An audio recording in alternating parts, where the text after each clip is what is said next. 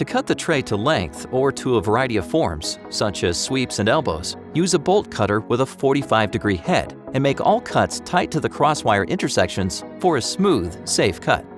Always begin cutting the bottom wires first, with the tray upside down. Rest the lower jaw against the crosswire. This will angle the cut away from the weld. A proper cut will not leave sharp edges. Cut the bottom wires, alternating side to side.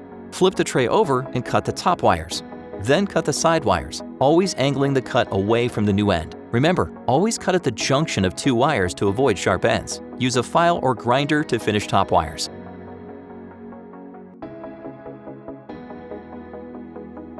Cablocut is the easiest way to cut and fabricate wire mesh tray. It ensures a perfect, clean cut in less than a second. The rechargeable Makita 18-volt lithium-ion battery makes up to 300 cuts between charges and will make Cablocut your favorite tool on your next installation.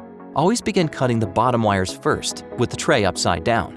Rest the lower jaw against the crosswire. This will angle the cut away from the weld. A proper cut will not leave sharp edges. Cut the bottom wires, alternating side to side.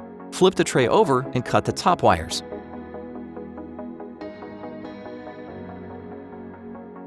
Cablofil painted trays provide a UL-rated bonding location at the end of every tray.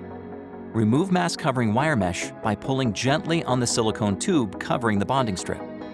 Position tray so that the exposed tin-plated copper strips are aligned, and use SWKs to join the tray sections. Add another SWK to the bottom section over the tin-plated copper strips for proper grounding.